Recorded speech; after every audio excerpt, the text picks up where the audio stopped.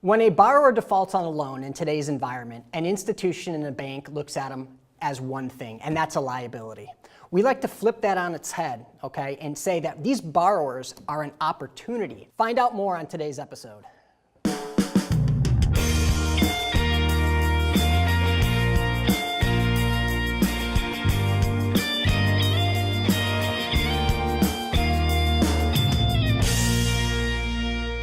Hey, welcome back to Impact and Income.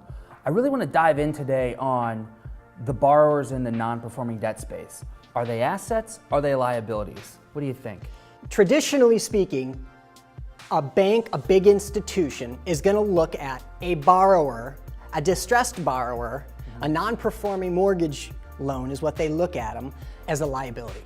And I think what we're really trying to promote and look at is if we're trying to build an inclusive economy where we can help build up the low to middle income people of our country, and I believe we can by using mortgage notes as the tip of the spear into this issue. What I think happens with the large institutions is when the borrower comes in and they stop making their payments, they immediately get what? They get a label. Yep. And it's not a good label. It's not a label, I'm gonna send these guys a Christmas card. I'm gonna send them a nastygram saying, hey, you need to make your payments. And they get the label of a non-performing loan, an NPL. And when you start labeling borrowers as non-performing loans, you dehumanize them. Yep. And the person that's reaching out to them immediately is going in with a negative connotation on them. They just have a negative spin of, well, this is a non-performing loan. Yeah. And they're gonna handle them accordingly. Well, it's much easier to make a decision without looking at Mr. and Mrs. Smith and their picture. You're looking at loan number 1, 2, 3, 4, you're looking at defaulted mortgage loan, and you're looking at a stack of files like this. And that's traditionally how low income and middle income borrowers that have fallen on a hardship and are unable to pay their mortgage are looked at. It dehumanizes them, and it's not at any fault of the big institutions. This is how they are set up to They're treated as to a do. liability. Now, what we're doing is looking at it and saying, okay, we want to save 10,000 families' homes. That's our mission, right?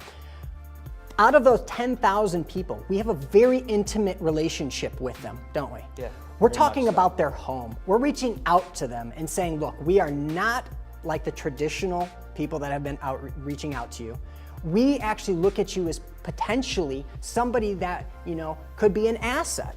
And so when you start to look at those things, that's 10,000 potential assets out there that if we could tap into the minds of them, maybe, look, have you ever had a business that you thought about doing? Have you ever had, why didn't you do it? Those types of questions where we have this platform that we can take advantage of and utilize, right, to reach out to these people and really, really try to make an impact from within. So it's really not just about the mortgage note. This is about people. It is about people. It's not looking at it where you're saying, okay, obviously it's an asset if they're making their payments. Let's put that out there. We know that the borrower making a payment is an asset. That's not an issue then. No, Right, that's right, not an issue. right. We're trying to look deeper. How can we help these people? How can we let them tap into their potential and become an asset, not just to our company, but to the rest of society? You only have so much mental bandwidth. And when you're not making your payments on your house, whether it be for a hardship or whatever reason, and you're worried about somebody coming in to take your house, you're draining your mental bandwidth. And among the lower to middle class, there's tons of potential in the brains of people that you can't touch, you can't tap into that because their mental bandwidth is being used up on wondering, am I gonna have a place to live tomorrow? Yeah, I liken it to have you ever been behind on a bill or something is going on in your life? All you're really thinking about is that.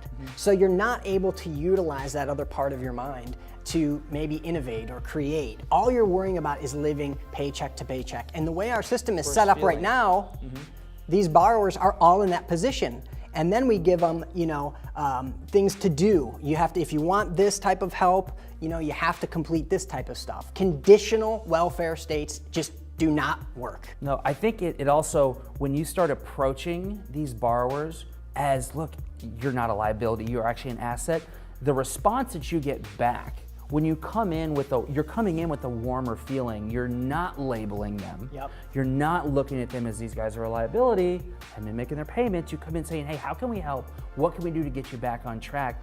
All of a sudden then, the response that you get back from them is you're getting a much warmer response and you get much more cooperation.